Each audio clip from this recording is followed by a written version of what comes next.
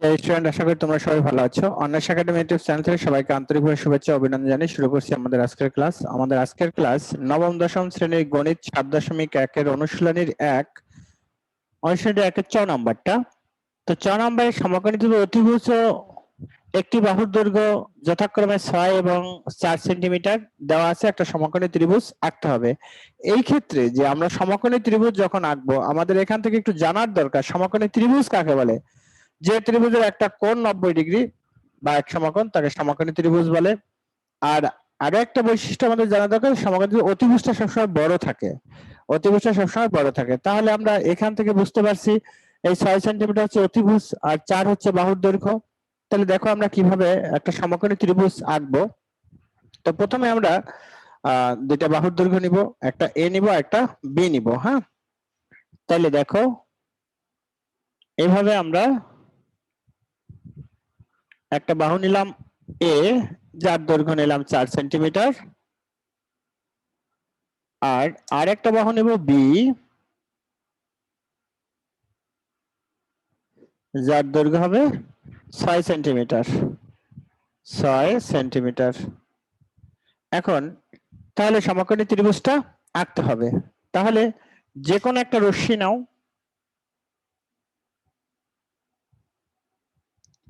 যে কোনো রশ্মি নাও B, B E নিলাম, যে কোনো রশ্মি বিই নেই। এখন বিই বা বিডি তোমরা যেটাই নাও, আমরা বর্ণনা অনুসারে দিয়ে দেই তাহলে বিডি, কারণ এভাবে আমরা বর্ণনাটা তোমাদের পিডিএফ এ দেখাবো।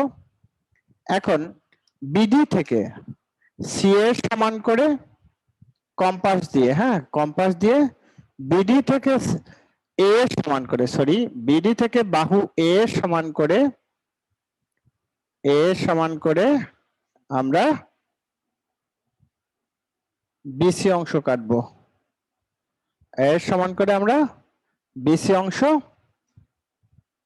কেটে নিলাম, বিসি অংশ কাটি এর সমান করে। এখন কি করতে হবে, সমকোণী ত্রিভুজের অবশ্যই একটা 90 ডিগ্রি কোণ আঁকতে হবে, মানে সমকোণ আঁকতে হবে। তাহলে সমকোণ আঁকার জন্য তুমি যে কোনো ব্যাসার্ধ নিয়ে,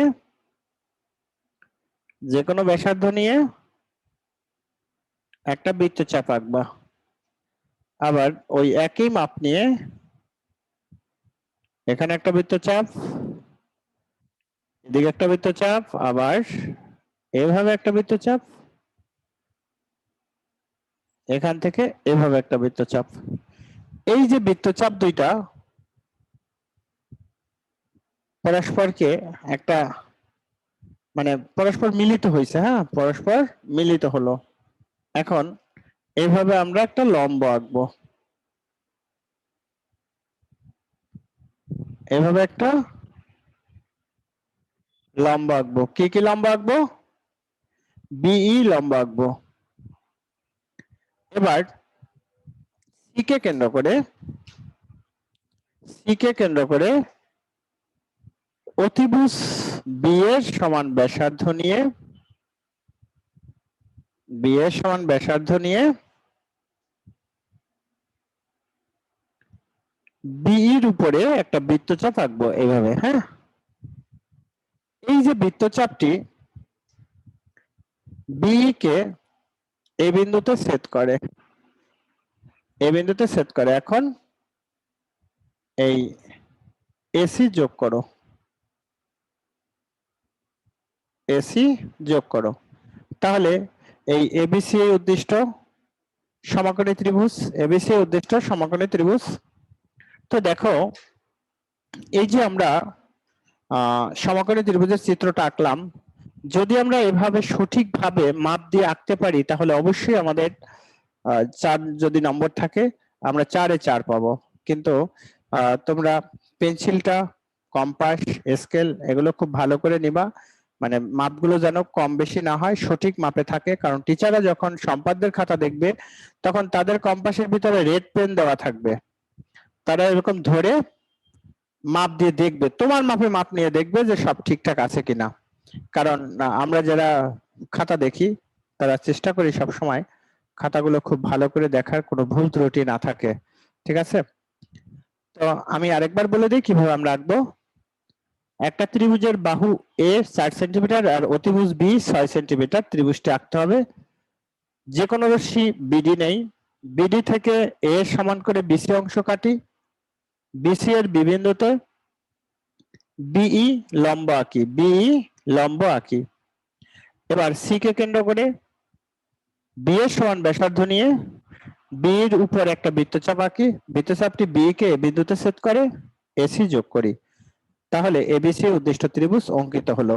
তো ডিয়ার স্টুডেন্ট, এই ছিল আমাদের আজকের চিত্র অঙ্কন। এখন আমি তোমাদের সামনে পিডিএফটা একটু শো করব। পিডিএফটা দিলে তোমরা তোমাদের লেখাটা এটার সাথে মিলিয়ে লিখতে পারবা, তাহলে তোমাদের জন্য ভালো হবে। হ্যাঁ,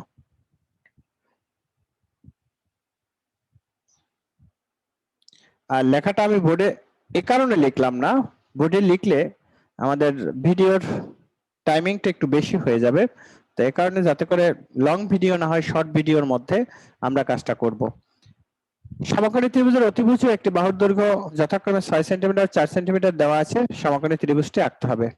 তাহলে প্রথমে আমরা কি করব, 20 নির্বাচন লিখবো, যে 20 নির্বাচন মনে করি এবি একটি ত্রিভুজের বাহু এ সমান 4 সেন্টিমিটার, অতিভুজ বি সমান 6 সেন্টিমিটার, ত্রিভুজটি আঁকতে হবে।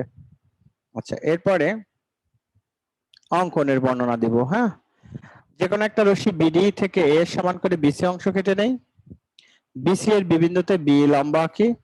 3 নাম্বার, বিসি এ রেখাংশের সি কে কেন্দ্র করে বি এর সমান ব্যাসার্ধ নিয়ে একটি বৃত্তচাপ আঁকি, যা বি কে বিন্দুতে ছেদ করে, এসি যোগ করি। তাহলে এবিসি উদ্দিষ্ট ত্রিভুজ অঙ্কিত হবে বা অঙ্কিত হলো। এখন দেখো, তাহলে এবিসি উদ্দিষ্ট ত্রিভুজ অঙ্কনের প্রমাণটা যখন যদি আমাদের কিছু লিখতে হয়, তাহলে লিখব অঙ্কন অনুসারে এবিসি ত্রিভুজের এসি সমান 6 সেন্টিমিটার, বিসি 4 সেন্টিমিটার, এবিসি কোণ 90 ডিগ্রি, সুতরাং এবিসি ত্রিভুজ নির্ণয় ত্রিভুজ হয়ে গেল আমাদের অঙ্কনের বর্ণনা।